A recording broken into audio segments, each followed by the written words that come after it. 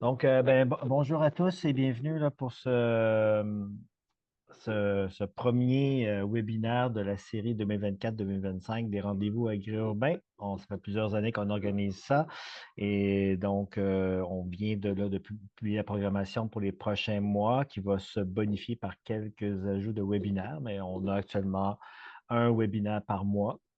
Et on a le plaisir de commencer avec un premier webinaire sur la communication d'engagement, un peu sur la question de marketing, comme vous avez vu dans le descriptif du webinaire, qui est donné par Mélodie L'Espérance, qui était au laboratoire sur l'agriculture urbaine dans le cadre du programme Québec Culteur, mais qui est maintenant rendue coordonnatrice de développement aux urbainculteurs. Donc, les webinaires, là, la formule en général, c'est toujours à peu près une demi-heure de présentation, peut-être un peu plus selon les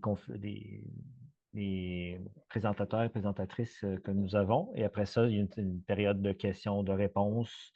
Donc, on prévoit toujours une heure et demie maximum. En général, on veut mettre ça dans une heure, mais des fois, ça dépasse une heure et demie. Et on réussit à donner les rendez-vous agri-urbains grâce à un soutien là, du ministère de l'Agriculture, des Pêcheries et de l'Alimentation du Québec, le MAPAC et de la Caisse de dépôt et placement du Québec. Donc, Mélodie, je te passe la parole. Oui, bonjour à tous et à toutes. Je suis bien contente d'être là avec vous pour donner ce webinaire-là qui combine plusieurs de mes passions et intérêts. Donc, pour poursuivre, j'ai une formation en arts, lettres et communication. J'ai travaillé 15 ans en événementiel à la Société canadienne de la sclérose en plaques. Puis, la communication était vraiment partie prenante de mon travail. J'ai aussi une longue expérience en développement philanthropique de par ce travail-là. Puis, on visait beaucoup à mobiliser des communautés, puis à créer du marketing d'engagement pour vraiment aller chercher des gens qui n'avaient pas nécessairement de lien avec la sclérose en plaques pour réussir à trouver des fonds. Puis, ça m'a amené aussi, suite à ça, j'ai été vers une mission plus pour l'environnement, l'agriculture urbaine, et j'amène avec moi la communication et l'événementiel. D'abord, la communication, c'est vraiment large, évidemment. La définition, c'est un processus de transmission d'informations. Pourquoi on communique en tant qu'humain? C'était dans le but de s'organiser pour parer aux différents enjeux qu'on avait comme peuple. Puis maintenant, à l'heure actuelle, les canaux de communication sont multiples. C'est même rendu l'ennemi de la communication, c'est qu'il y en a trop de communication. C'est pour ça qu'en tant que communicant et marketeur, il faut vraiment faire attention dans la jungle qu'on a en ce moment dans le milieu des affaires. Euh, En communication, il y a 4 éléments essentiels qu'il faut prendre en compte. Donc, évidemment, un émetteur avec un objectif vers une cible qui est le récepteur. Puis là-dedans, on diffuse un message par un support et un média. Il y a des principes en communication, que ce soit la communication entre particuliers, relationnels, commercial ou de grande cause. Il y en a 7. D'abord, un message doit être clair. C'est une ou deux idées par phrase seulement. Concis, donc on ne met pas le plus de détails que nécessaire. Pas d'explication complexe, idéalement aussi. Du concret, donner des faits, ça aide toujours les gens à réussir à comprendre qu'est-ce qu'on veut leur faire comprendre par justement transposage d'expérience. On a besoin aussi d'utiliser un langage correct face à l'auditoire qu'on prend. Donc, quel est le code de langage à utiliser face à notre public? Une cohérence d'idées aussi. Donc, les valeurs qu'on diffuse avec le message, est-ce qu'il y a une cohérence là-dedans? C'est important. Un message complet. Il faut voir c'est quoi le niveau d'expertise de notre audience, puis ajuster notre discours, s'assurer que les gens ont tous les éléments pour bien comprendre notre message. Et évidemment, la courtoisie qui fait preuve d'empathie, de bienveillance, puis d'écoute. Les gens ne connaissent pas tout, c'est évident, c'est normal. On les prend où ils sont rendus, puis on les accompagne vers où nous, on souhaite leur donner l'information. Ensuite, je voulais vous faire un parallèle, donc développement durable versus développement de la marque. Je trouve ça quand même très intéressant de joindre le développement durable avec le milieu plus privé. Le développement durable, il y a 3 piliers fondamentaux qui est le social, l'environnement et l'économique. Le développement de la marque, évidemment, c'est dans un but économique premièrement, mais il faut toujours garder en tête que pour engager notre client sur le long terme, il faut idéalement aller chercher ses valeurs. Donc, qu'est-ce que les entreprises peuvent faire en développement durable pour montrer leur engagement? Ça, c'est vraiment des grosses bases. Je ne vous demande pas de regarder ça ni de vous en informer. C'est vraiment pour avoir l'idée qu'il y a beaucoup d'entreprises qui sont rendues là. Donc, de s'établir des stratégies en amont. Il y a des certifications qui existent de responsabilité sociale des entreprises. Il y a le mouvement ESG aussi avec des normes basées sur l'environnement, sur le côté social et la gouvernance des organisations. Donc ça, c'est vraiment dans un but à l'interne, mais aussi pour communiquer à l'externe qui on est comme entreprise en se basant sur des éléments vraiment qui nous viennent du développement durable. Maintenant, pour la culture d'entreprise, c'est du développement de la marque. C'est super important d'abord de se demander pourquoi on fait ce qu'on veut faire. C'est quoi nos valeurs de base sur lesquelles on veut fonder notre produit, notre service ou notre accompagnement. Donc, ces valeurs-là, idéalement, ils vont dicter notre chemin pour le restant de nos phases de développement. J'ai toujours à l'esprit un bel exemple de chez Apicole, qui est une distillerie à Québec, qui ont mis sur le mur en collant leurs valeurs de base. Puis parfois, c'est pas facile, mais ils se réfèrent à ça. Puis je trouvais ça vraiment inspirant qu'ils le mettent dans leur décoration.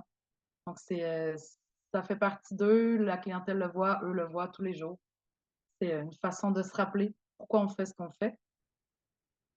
Ensuite, ce qui m'amène aussi dans le développement de la marque, ben, comment on fait ça ensuite pour communiquer tout ça? Dans la communication, principalement pour les organisations, c'est grande cause ou commerciale. La différence, c'est tout simplement grande cause, c'est tout ce qui touche à la philanthropie, puis à sensibiliser sur un fait. Puis la communication commerciale, c'est des actions de communication menées par une entreprise dans le but de promouvoir ses produits, ses services et son image de marque auprès des acheteurs, des consommateurs et des distributeurs. Donc, c'est dans un but de centrer le produit de l'entreprise. Puis là, je trouve ça important aussi de vous faire une différence entre le marketing et la communication. Là, c'est sûr que dans une petite organisation ou un organisme, c'est souvent la même personne qui fait les deux, mais il y a quand même j'ai juste skills dans la tête qui me viennent, mais des aptitudes très différentes d'un à l'autre. Donc, un marketeur, ça crée du contenu. C'est vraiment, ça crée l'offre de l'entreprise. Ça peut passer par une analyse de l'environnement. Ça sonde le marché. Ça définit la cible. Il y a le marketing mix qui se base sur 7 principes, donc les 7 P: le produit, le prix, la promotion, la place, la personne, le packaging et le processus. On aime ça rendre ça clair en marketing. Puis aussi, il établit évidemment le budget et le rétro-planning, qui est l'échéancier à rebours. Tandis que le communicant, lui, ben, il diffuse le contenu qui a été créé par le marketeur. Il fait connaître l'offre de l'entreprise. Le positionnement, c'est lui qui s'en occupe de la marque. Le plan de communication média et hors média pour construire l'image de la marque. Il y a un rôle de gagnant en visibilité et en notoriété. Puis il influence beaucoup les comportements des acheteurs, les incite à devenir des clients, puis les fidéliser et les informer sur les nouveautés. Puis de fidéliser un client, ça coûte moins cher, ça coûte 7 fois moins cher que d'aller en recruter un nouveau.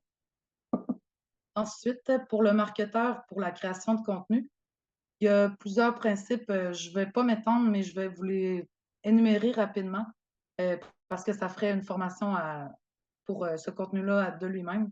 Donc, il faut regarder pour la conception graphique, les bonnes pratiques avec des exemples. Donc, il y a la théorie du Z pour créer un visuel. Euh, je vous invite vraiment à aller regarder ces principes-là. C'est quand même assez simple. C'est l'œil de votre client qui va voir les éléments principaux sous forme d'un Z. Il ne faut vraiment pas que votre image soit trop saturée. Idéalement, il faut répondre aux 5 W, donc le pourquoi, le quoi, le quand, le comment. Il m'en manque un, mais je vous invite à aller voir. Il y a la composition du message qui est très importante aussi. Puis on vise souvent à réutiliser du contenu pour les différentes plateformes, donc c'est pas nécessaire de toujours refaire du nouveau contenu. Ça demande beaucoup, beaucoup de temps de créer du contenu. Souvent, on passe 80% de notre temps à créer notre contenu, puis seulement 20 à le diffuser, alors que c'est à peu près le contraire qu'il faudrait faire.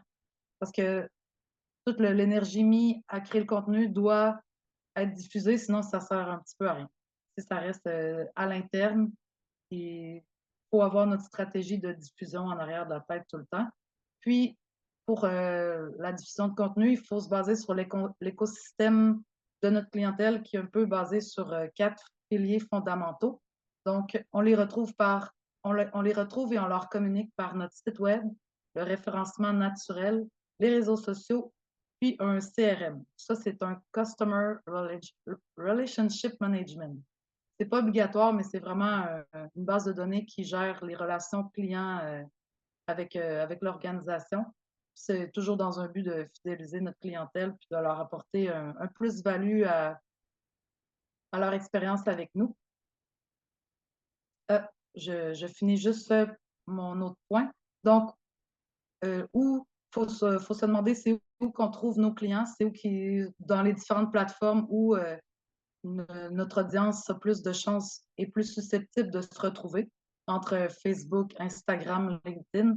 Il y a vraiment beaucoup d'informations là-dessus sur Internet. Je vous invite à faire vos recherches.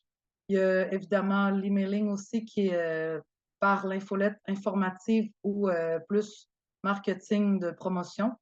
C'est c'est vraiment dans une stratégie en amont qu'on décide c'est quoi la création de contenu.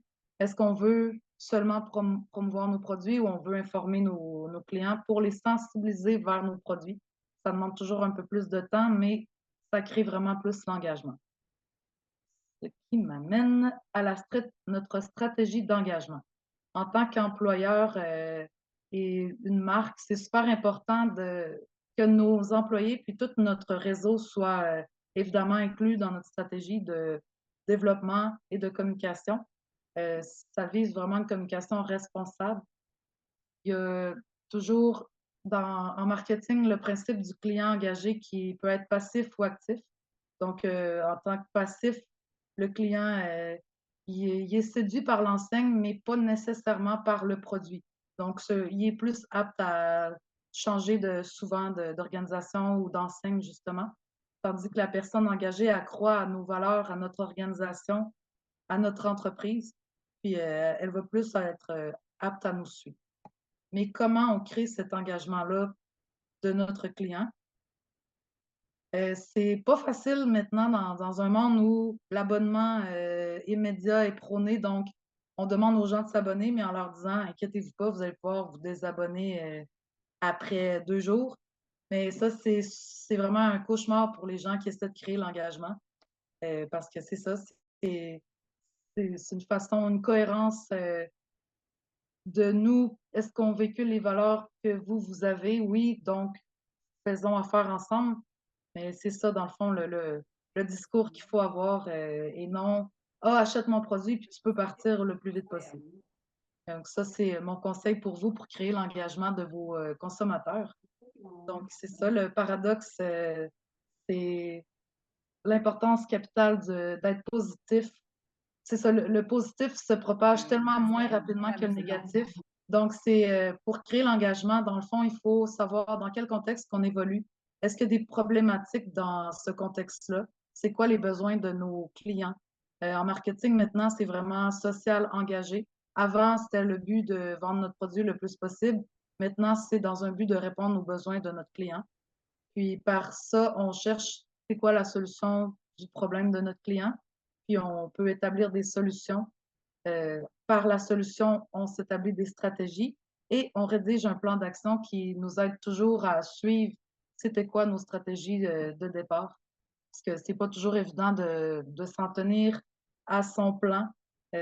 Justement, il y a tellement de plateformes, on peut se perdre, on peut se perdre aussi dans les causes, dans les messages à déployer, dans les modes aussi de société. Donc, toujours s'établir notre plan et s'y tenir, ça crée vraiment une cohérence dans les principes de la communication que je vous parlais d'abord, puis montrer aussi nos résultats par un rapport d'activité, c'est bien important aussi.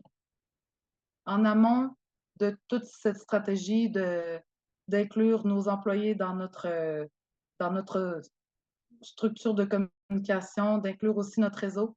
Il faut aussi informer, bien sûr, notre gouvernance. Ça vise évidemment peut-être plus les organismes ou les très grosses compagnies. Donc, c'est beau de déployer des politiques à l'interne, mais il faut vraiment que ça soit aussi, que la gouvernance en soit informée. Parce qu'il y a énormément de temps qui a été perdu à des beaux projets, à des belles politiques, puis finalement, les gens décisionnels n'étaient pas informés, puis n'étaient pas d'accord. Donc, tout le processus a avorté. Ce qui ne permet pas justement le déploiement interne versus externe. Puis, ce qui peut aider, c'est évidemment la charte RSE à l'interne, donc responsabilité sociétale d'entreprise. Informer, former ses collaborateurs pour que tout le monde diffuse le même message ou du moins véhicule les mêmes valeurs. Puis, cette communication-là, ça crée un peu la circularité autour de notre produit, les valeurs qu'on véhicule, les besoins de nos clients. Puis, ça crée justement un écosystème autour de ce que nous, on veut diffuser. Pour stimuler l'engagement, c'est encore là, c'est un grand défi aujourd'hui parce qu'on baigne dans un monde où tout est possible, on dirait. Oser être différent, oui, avoir de l'audace, mais on dirait que des fois que tout le monde le fait, si on le fait vraiment dans une structuration de notre engagement, donc vers nos valeurs, puis d'être transparent, authentique, c'est ce qui peut toucher vraiment les gens qui peuvent le plus être engagés envers nous.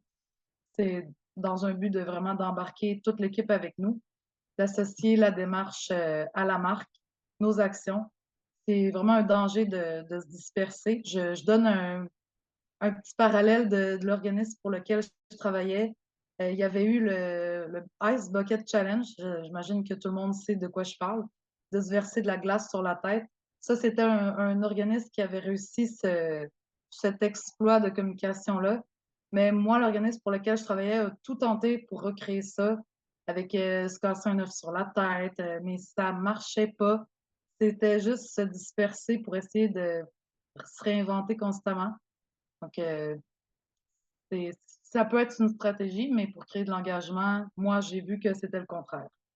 Les gens ne savent plus où on s'en va, puis on skip assez rapidement merci aujourd'hui. Je trouvais intéressant de vous faire, comme on disait tout à l'heure, d'être concret, donc de vous amener avec des exemples de c'est quoi en ce moment les tendances des consommateurs. Il y a un super bel exercice qui est fait par le groupe de recherche sur la communication marketing climatique à l'Université Laval sur un échantillon de 2000 personnes. Cet exercice-là, il a été fait pendant 5 ans. Puis, ça vise vraiment à connaître la disposition des Québécois et des Québécoises face aux défis climatiques. Puis, on observe que la population québécoise, elle adopte des gestes concrets pour réduire son empreinte climatique, mais que certaines tendances inquiétantes exposent les limites des actions individuelles, qui est beaucoup le triangle de l'inaction. Puis je trouve que tout autant dans le discours et dans les enjeux du défi climatique, c'est la même chose dans nos défis d'organisation, le désengagement de nos clients ou de nos employés.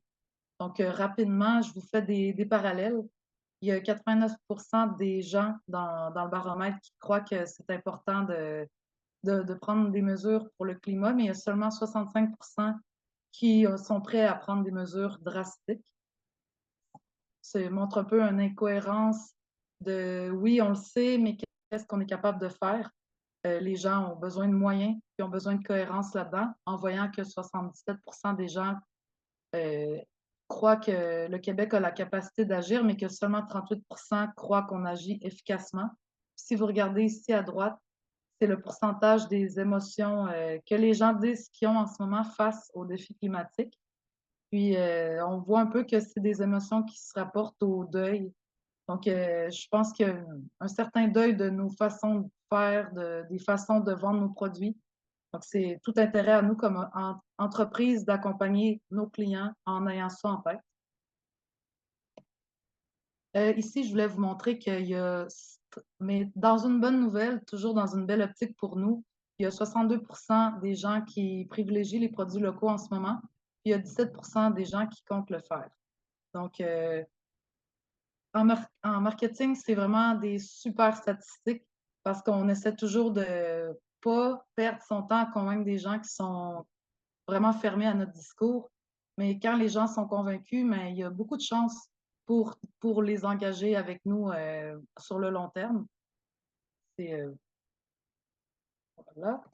Et puis ici, je voulais vous montrer que ces statistiques-là montrent vraiment la façon que les gens voient c'est quoi, où devraient être faits les efforts. On voit clairement que c'est les entreprises, selon les gens, qui devraient faire les efforts, mais très rapidement en dessous, il y a le gouvernement et les individus. Ça, en communication climatique, on voit beaucoup une tendance du triangle de l'inaction qui est si les entreprises m'offrent le produit, je vais l'acheter, mais si l'entreprise, elle, a dit si le client demande mon produit, je vais lui fournir. Puis le gouvernement lui dit si le citoyen ne me demande pas de donner des lois pour empêcher les entreprises de créer ces produits-là, je vais continuer mes lois. Alors voilà, ça crée le triangle de l'inaction. Vous me suivez. Puis pour contrer ça, il y a des belles façons de faire. Nous, on doit garder en tête que les gens, ils sont prêts à 73 à soutenir financièrement le développement ou le maintien d'initiatives agricoles locales et à petite échelle. Ça inclut bien sûr tout ce qui est d'agriculture urbaine. C'est vraiment une optique qu'il faut garder en tête par sa multifonctionnalité, mais j'y arrive bientôt. Euh, En deuxième point aussi, les gens sont prêts à soutenir financièrement le développement ou le maintien d'initiatives d'urbanisme écologique, le verdissement des villes, la lutte à l'étalement urbain. Évidemment, l'agriculture urbaine vient répondre à plusieurs de ces enjeux-là. Puis, je montre aussi la quatrième tendance qui est de soutenir financièrement la construction ou la rénovation des bâtiments pour qu'ils soient carboneutres.